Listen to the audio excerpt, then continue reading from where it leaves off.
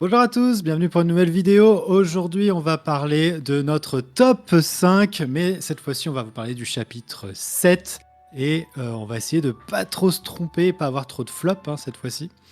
Et voilà, c'est parti, on va le faire. Comment vas-tu, Tom? Bah écoute, ça va très bien. Je suis bien content de commencer à parler de ce chapitre 7 après notre tier list des légendaires. Là, on va vraiment Ah parler oui, des meilleures cartes de ce set. Dans cette première vidéo, on va parler des couleurs ambre, améthyste et émeraude, et on fera une seconde partie qui sortira quelques jours après pour les trois autres couleurs. Voilà, comme ça, c'est plus facile à regarder pour vous. Et puis bah voilà, on va commencer avec la première carte de allons-y. notre top 5, qu'on n'est Et pas oui. trop sûr, hein, celle-ci quand même, mais Non, on l'a mis. alors honnêtement, on l'a mise parce qu'on a espoir pour les puppies, mais voilà, c'est voilà, le Canine Crunchies. Donc nos personnages chiots gagnent plus un de volonté, donc voilà, c'est ce qui est cumulable en plus, donc on peut avoir un plus 4 sur nos petits chiots, donc c'est plutôt sur le papier pas mal. Mais après à voir si le deck chiot, qui je pense peut faire des choses maintenant, il peut tenir beaucoup plus la route que, que les chapitres précédents. Bon, je tiens à dire que on fait un top 5 par couleur. Il y a des couleurs où on serait peut-être pas allé jusqu'à 5. Mais bon, Aussi, voilà. comme on Mais fait. je voulais pas le dire en mode on s'est posé, tu vois, mais ok, très bien. Voilà, on avait des trous, on a rempli comme on a pu. Voilà. Voilà. Donc, on s'est dit, si le deck Chio fonctionne, au moins cette carte-là, elle sera en x4 C'est dedans ça. obligatoirement. Et on pourra dire, vous avez vu? On la colle. Donc voilà. Canine Crutches en top 5. En top 4, on a restitué le cœur. Alors, c'est une action pour un ancrable, et quand on la joue, on peut soigner 3 dommages, enfin retirer 3 dommages d'un personnage ou d'un lieu, et on pioche une carte. Donc, ce qu'on aime bien dans cette carte-là, c'est que déjà pour un, elle se recycle, donc on perd pas grand-chose, parce qu'on pioche une carte, et on soigne 3, donc l'effet est plutôt ok pour son coup. Le problème, c'est que c'est en jaune-bleu, c'est un deck qui aujourd'hui existe pas vraiment, mais si un jour ce deck est méta, eh bien restituer le cœur pourrait devenir une carte jouable, donc à garder tout de suite, enfin à garder dans un coin de sa tête, quoi. Hmm. Ah, parce que le fait de soigner un lieu de 3, c'est quand même. Moi, c'est surtout le lieu soigné qui me parle plus que le personnage. Mais et puis piocher une carte, c'est quand même fort. Voilà, à voir si on va pouvoir avoir un deck viable. En top 3. Ensuite, la vie nous a réunis, Thomas. Elle nous a Mais réunis. oui. Donc c'est une chanson de Ancrable et que quand on la joue, donc pareil qui se recycle, on peut piocher une carte et on donne rempart à un personnage jusqu'au début du prochain tour. Donc c'est plutôt ok. Le fait de piocher une carte, ça se chante. Je la trouve pas dégueu cette carte. Ouais, bah un peu comme la carte d'avant, ça se recycle. Tu la joues mais tu repioches une carte, ça fait un effet ok, ça se chante. Voilà, c'est une carte qu'on C'est peut ça. voir. En top 2, on reste dans le même Disney. On a Volt. Bah ouais. Volt, elle coûte 5 ancrable, 3 d'attaque, 5 de vie, l'or pour 2. Il est Alter 3, donc il y a d'autres supports d'Alter Volt dans l'extension qui sont pas terribles. Mais l'effet de ce Volt est intéressant, puisque à chaque fois qu'il se redresse, pour chacun de nos autres personnages qui n'a pas de dommages en jeu, on gagne un éclat de l'or. Donc comme ça, on peut gagner pas mal d'éclats de l'or en début de tour, ou si on le redresse avec des effets comme le Sven, il y a un Sven qui permet de Ouais. redresser les personnages. Et sinon, il a un autre effet, c'est il peut s'épuiser et on peut bannir un personnage illusion directement. Donc ça, c'est un effet, je pense, qui n'arrivera pas souvent, mais bon, c'est là, donc pourquoi pas. Ouais, je pense que t'as raison. Pour l'instant, les illusions, ils ont pas vraiment de.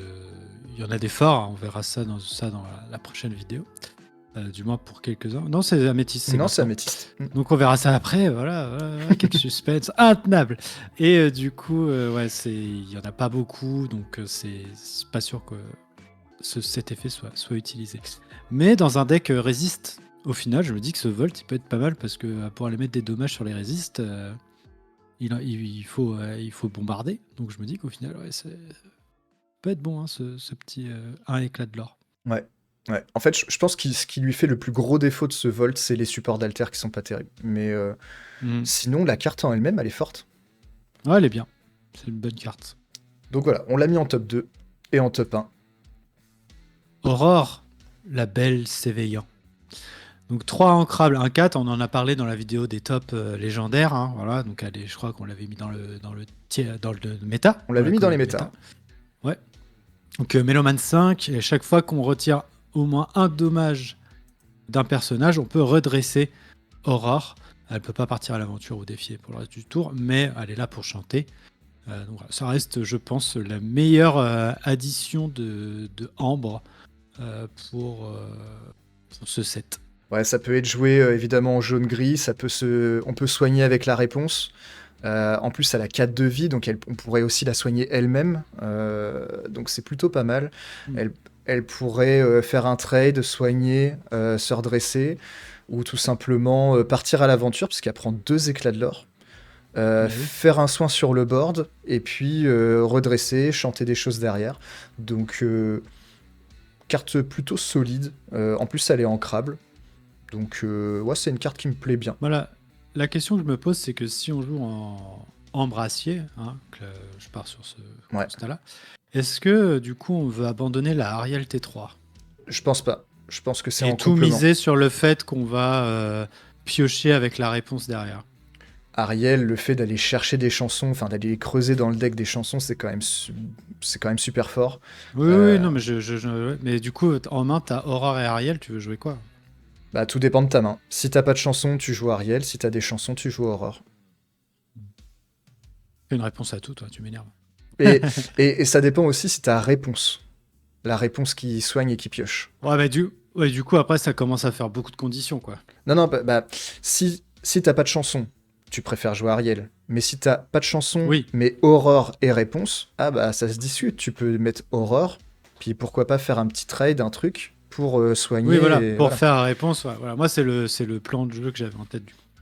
Donc ça dépend vraiment de la situation, mais pour moi les deux seront joués dans le même deck. Très bien. C'était tout pour Ambre, donc Ambre, oui. pas beaucoup non plus de cartes hyper folles, hein. Franchement, Ambre a pas non plus Pas de banger, hein. eu des trucs Ah, si, super, quoi. Aurore. Aurore est pas mal, voilà. C'est vraiment la carte qu'on Non, mais retient. les croquettes pour chiens. Moi, je dis les croquettes pour chiens. On passe à Améthyste. Allez, Allez, en top 5, on a choisi C'est ma vie. C'est ma vie, ouais. donc une chanson de non ancrable, gagne un éclat de l'or et on pioche une carte. Donc pourquoi on a mis ça? Parce que c'est une carte qui se recycle, on gagne un éclat de l'or, généralement dans Améthyste on veut aller un peu vite, et on s'est dit pardon avec Revan que en émeraude on pouvait jouer la Ursula qui chante 2, et donc là si on la chante double ça devient vraiment intéressant quand même. Voilà. Ouais, tu as tout dit, voilà. Mais moi, j'aime bien cette carte. À ma première lecture des cartes, elle m'a été passée à côté, hein, pour le coup. Ouais. Et c'est vrai que au final, moi, je la trouve pas si dégueu, cette carte. Elle est non ancrable, mais bon, c'est pas très grave. Ça reste un top 5, hein. On n'est pas sûr que ce soit C'est vraiment ça, joué, voilà. hein. Exactement. Ensuite, nous avons Panic, top 4, 4 ancrables, 2-3 killers pour 2. Et lorsqu'on joue ce personnage, on peut choisir un personnage et déplacer jusqu'à 2 de ces dommages sur un personnage adverse de notre choix. Bon, c'est une mini belle, hein. Ça fait le taf T4. Maintenant, voilà, disons que c'est un. Est-ce que j'ai envie de dire que c'est un floppy? Non, c'est pas vraiment un floppy, mais j'ai. Alors pour 2, c'est ça qui la rend intéressante. Et que le fait qu'on puisse déplacer des dommages T4, il y a moyen de le faire, donc je dirais pourquoi pas. Ouais. Je pense que c'est une carte qui est moins forte que la belle qu'on connaît déjà, qui fait globalement la même chose. Mais c'est une carte qui est pour les decks aussi budget, je pense aussi. Donc on peut la voir sur les tournois de 7 par exemple. Mais voilà, ça reste une carte ok. On passe au top 3. Passons au top 3. Montrement d'avantage. Donc une action pour 2 non ancrables, chaque joueur pioche 3 cartes. C'est simple. Le texte est C'est pas court et compliqué. simple. Voilà. Donc je vois ça clairement dans un deck aggro pour se redonner un peu de gaz, quoi, un peu d'énergie pour finir. Et sinon, Dans un deck défausse aussi, pourquoi pas. Avec du vert. Elle t'inspire cette carte. Moi, oui, je sais pas. À voir dans l'état pour le coup, parce que le faire piocher 3 cartes à mon adversaire, il faut que ce soit dans le mid-end game, parce que si T2 je fais piocher 3 cartes et que je fais rien derrière, Ouais. non, je fais pas ça. Comme je disais, je pense vraiment quand l'aggro il a plus rien, hop, il joue ça, il se Mm, redonne 3 cartes, il peut continuer à agresser quoi. Et, c'est ça. et la défausse, c'est si tu peux la jouer plus autre chose pour faire défausser ton adversaire, là ça peut faire des trucs parce que derrière la défausse te refait piocher si t'as un prince Jean. Il y a des trucs. Il y a moyen qu'elle soit testée quand même. Je pense qu'elle va être testée. C'est pas une super rare, je pense, pour rien, pour le coup, parce que là, Mm. le plus 3, le plus 3 il fait plaisir. Parce qu'on voit que c'était Finders Keepers, c'est qui Tu, trouve garde, ouais, tu pioches 3. où tu pioches 3 et c'était un T5. Donc Ouais, là, le pioche 3 T2, il fait plaisir. c'est ça. Enfin, Euh, T2, T3, T4, quoi. en top 2, la reine. La reine. La reine, donc une 4 ancrable 4-3. Donc on peut l'épuiser, regarder, choisir un adversaire. Techniquement, il n'y en a qu'un en face de vous. Choisissez 3 cartes de sa défausse et placez-les sous sa pioche pour gagner 3 éclats de l'or. Et si un des personnages est une princesse, on gagne 4 de l'or à la place. Moi, je trouve que c'est une bonne carte. C'est une bonne carte. Elle est ancrable en plus. Ça permet vraiment de gérer des decks qui vont avoir besoin d'aller récupérer des cartes dans leur défausse. Hein. Je pense aux actions d'abord avec le fameux Maui qui va vouloir aller retrouver ses actions. Et on a aussi, on verra ça sur une autre couleur, mais la belle qui peut aller rechercher les objets, ça peut vraiment les embêter, donc les decks objets. Il y a Belle, il y a les deux Tamatoa. Enfin, il y a le Tamatoa qu'on connaît, Oui, Tamatoa, oui, j'avais oublié. plus le Tamatoa du nouveau set. Donc ouais, ça peut surtout embêter le bleu-rouge. Donc si bleu-rouge est toujours très dominant dans la méta, bah, le violet va probablement jouer cette carte. Ouais. Euh, Avec le pioche 3 cartes. Évidemment. Ça, Allez. on est bon. Et en top 1, on a mis 2 cartes ensemble. La principale, c'est celle-ci. En fait, ça va être les cartes illusion. Donc, ce cobra géant, il coûte 3 ancrables, 4 d'attaque, 4 de vie, l'or pour 1. Donc, déjà, c'est des stats très très fortes pour son coup. Et en plus, il a un effet, c'est que lorsqu'on le joue, on peut décider de défausser une carte et de gagner 2 éclats de l'or. Donc, ça peut venir en plus finir une game si besoin. Mais il a le mot-clé dissipation qui fait que lorsqu'il est choisi par un personnage ou par une action, pardon, et ben il doit être banni automatiquement. Mais donc c'est un désavantage, mais ce désavantage par rapport au surstat qu'il a et à son effet, c'est un moindre mal quoi. C'est ça. Et ça va forcer l'adversaire à utiliser ses ressources pour targeter du coup Le cobra. le cobra. Enfin, tous ceux qui ont dissipation, quoi. Mais non. Mais c'est un gros morceau, hein, ce cobra géant. En fait, c'est clairement le genre de carte qui va faire du 2 pour 1. L'adversaire va devoir utiliser 2 cartes pour vous le bannir. Mm. Donc c'est évidemment ce qu'on cherche à faire dans l'Orcana. Et donc cette carte-là le fait très bien.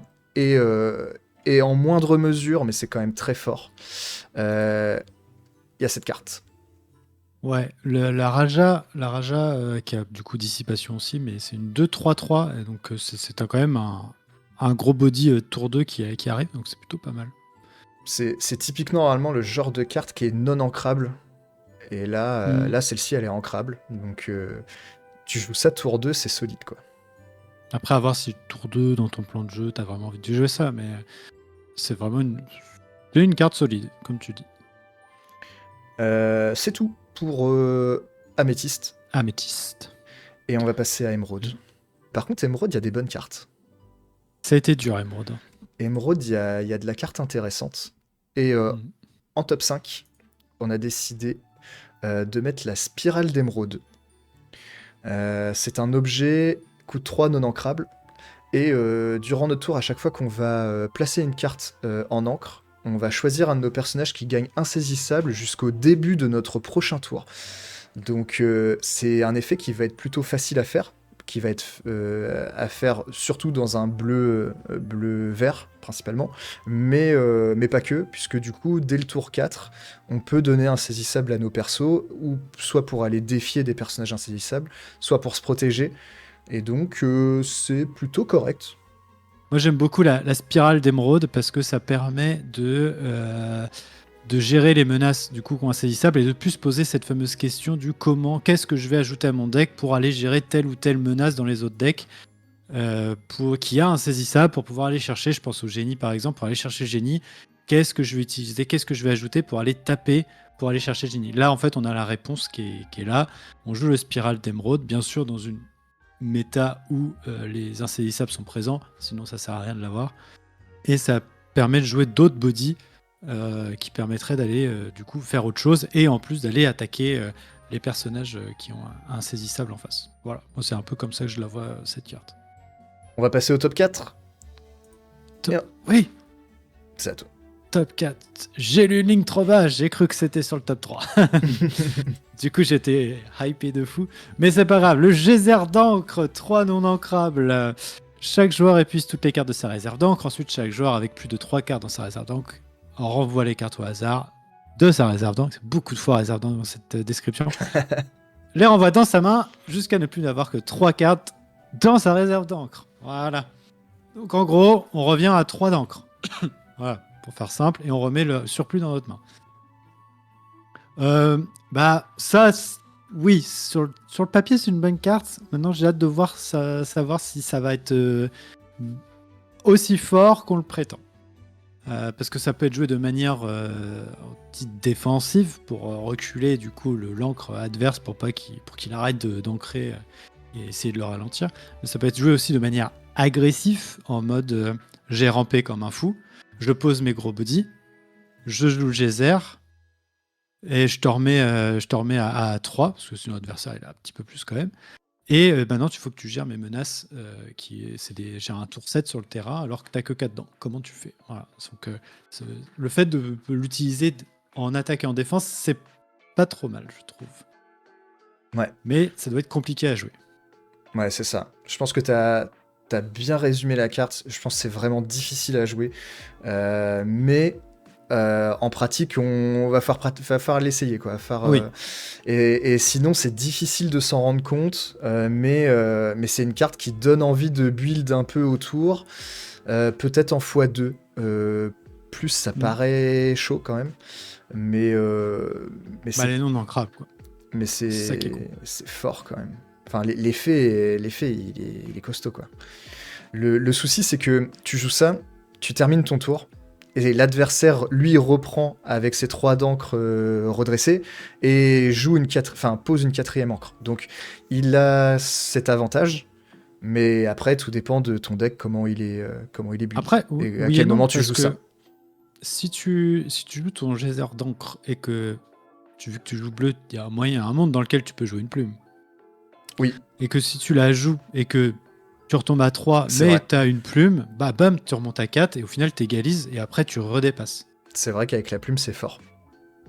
Moi, je vois pas cette carte être jouée sans avoir la plume pour le coup. Et puis comme tu dis, tu peux faire ton tour, jouer des cartes, te réserver 3 d'encre pour qu'en fin de tour, hop, tu joues geyser. C'est ça. Donc voilà. À voir en pratique. Une carte qu'on va avoir envie de tester. C'est ça. Donc ça, c'était notre top 4. En top 3. Top 3. Alors, j'ai mis le petit là, mais c'est surtout parce qu'il y a celui-ci. Moi, j'adore le petit héros. Bon, on va parler de celui-ci en premier. Et ensuite, on va montrer le petit. Donc, Hiro Hamada, il coûte 7 ancrables, 4 d'attaque, 6 de vie. Alors pour 3, il est alter 5. Et vos personnages Floatborn avec une carte sous eux, donc qui ont été altérés, gagnent insaisissable et hors d'atteinte. Donc ça marche aussi pour lui. Oui. Donc c'est ça qui est plutôt fort. Si on arrive à l'altérer, et ça devient une 4-6 qui leurre pour 3, qui est insaisissable et hors d'atteinte, c'est quand même costaud. Euh, et en plus de ça, donc comme j'ai un peu teasé là, il y a un support d'alter qui coûte 3, ancrable, 3-3, leurre pour 1, et lorsqu'on joue un floatborn par-dessus, donc le héros qu'on vient de voir, on pioche une carte. Donc des stats ok, hein, 3-3 pour 3, c'est correct. Et avec ce floatborn. Ouais, bah j'adore ce héros. Déjà parce que c'est héros, voilà. Et de deux, parce que je trouve que son effet est beaucoup trop fort. Et que bah, en plus, le petit héros, le fait de piocher une carte quand tu altères, c'est juste trop bien. Surtout que bah, il va très bien aller avec une carte qu'on va parler d'après. Spoiler, on tease aujourd'hui. C'est bien. Et non, moi j'aime beaucoup. Je vais tester ce deck Emerald Saphir Floodborn sans Bucky. Ouais. Il n'y a plus Bucky. Ah Ça ouais. fait un petit moment T'imagines, maintenant. Hein. mais il est toujours là, Bucky. Hello darkness, my old friend. Mais non, je pense que j'espère pas me tromper, mais j'espère que ce héros Amada va envoyer du lourd, du très très lourd. En fait, je me dis s'il avait été vert-gris, oh la dinguerie quoi. Avec Robin, Ah ouais, alors oui, avec oui, Fée oui. Clochette. Ouais, tu vois pas la dinguerie que ça aurait été. Ouais, non, ça aurait été fou. Là, Monumentale erreur, mais fou. là, ça manque peut-être d'alter avec support d'alter. Parce que c'est ça, il faut qu'il y ait alter et support d'alter. Mais il y en a. Mais Alors, Milo Thatch. ouais, il y a Milo. Milo, je pense qu'on va le revoir. Grâce à cette carte, J'ai un petit flair, tu vois. Genre, je sens quelque chose. faut essayer. Je sens que Milo Thatch, on va le revoir. Et Elga aussi. Elga Sinclair, ouais. Elga Sinclair. Voilà. Je vais pas vous faire la decklist tout de suite, mais Après, faut voir aussi côté bleu. S'il y a des alters intéressants, il y a le Big Ben, mais il a déjà hors d'atteinte. ouais, Je bon sais après pas. tu peux lui mettre un saisissable en plus. Hein. Ouais. Mais en bleu, bah ouais, en bleu, faut voir. C'est surtout du vert au final Ouais. qui ressort. On va passer au top 2. Yes. Tac. Le patibulaire, 600 crabes, le 5-5 alter 4. Tant que ce personnage est épuisé, pardon, les personnages adverses ne peuvent pas être épuisés pour chanter des chansons et vos pirates gagnent résistance plus 1, donc ça marche pour lui-même. Oui. Un peu dans le même esprit que Hero, là, juste avant. Bon pat. Voilà. Donc l'adversaire peut toujours flatter ses chansons, Il est mais il peut joué plus les chanter. en payant des encres. Ouais. C'est ça, ouais. Excusez-moi, abus de langage. et du coup, il résiste à un Zeus. Et ça, c'est plutôt pas mal. Avec son résiste plus 1 qui le sauve. C'est ça. Et bah, c'est évidemment une carte très très forte contre Steelsong. Si Steelsong pardon, est très représenté, faut jouer ce pat. Parce que ça va vraiment être le man to kill. Hein, parce que là, il ne pourra plus rien faire. Puis c'est un bon body, hein. T4, tu mets un 5-5 killer pour 2, c'est plutôt fort parce que bah, en fait tu l'altères tout simplement sur le pat T3 qui empêche l'adversaire de jouer des actions.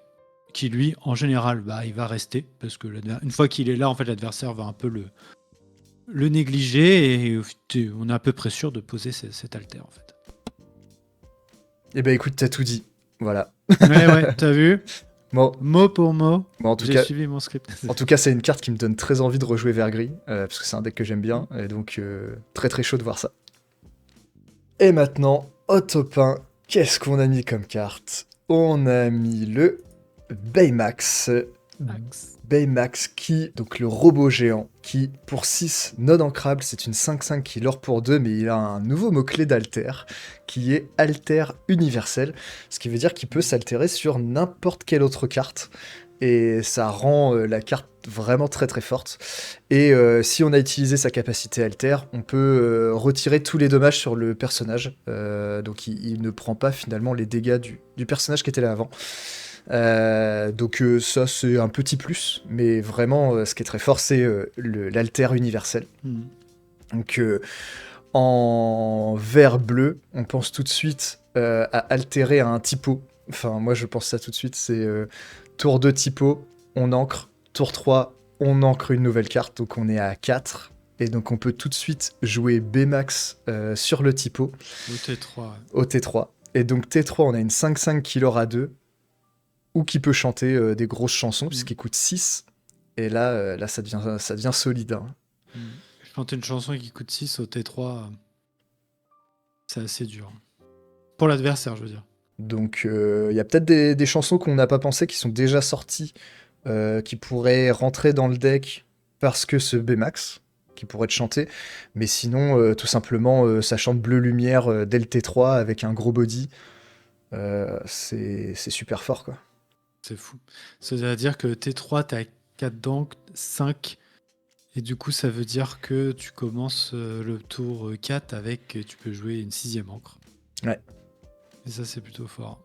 Et en plus de ça, là, on a fait la sortie un peu, le truc le mieux, mais... La sortie champagne. Mais évidemment, au tour 4, ou même au tour 3, si on a réussi à ramper, on peut le jouer sur n'importe quel autre personnage. Donc, ça peut être une Ursula, la Ursula qui fait défausser une chanson, ça peut être... Enfin, je sais pas, ça peut être des petites créas, quoi. Il va permettre de recycler, en fait, les personnages qui ont un effet à l'instant où ils arrivent et qui après ne servent plus à rien, en fait. C'est ça. Voilà. Sauf le petit héros Hamada qu'on a vu précédemment qui permet de piocher une carte. Voilà. Moi, voilà. C'est vrai. Et du coup, avec Hiro Hamada qu'on a vu juste avant, qui était aussi en bleu-vert, eh bien, Hiro Hamada donnerait à ce B-Max aussi hors d'atteinte et insaisissable. C'est ça. Comme il l'or pour 2, c'est vraiment pas mal. Hein. C'est vraiment pas mal. Hein. Franchement, ça va être une bonne carte. Ça. Ouais. Non, on est convaincu par ce B-Max de toute façon. Top ou flop, on verra. Ouais, je pense que là, c'est solide quand même. Hein. C'est un petit top, ça. Et c'est une peu commune. Peu commune. Ouais, exactement.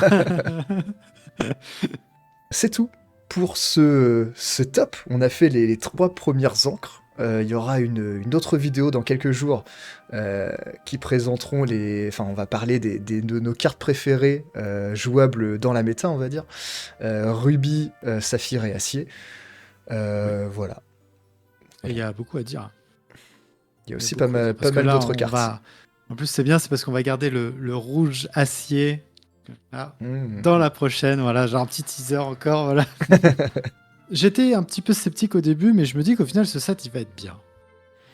En fait, j'ai l'impression qu'il y a moins de bonnes cartes, mais celles qu'on retient, elles sont vraiment fortes.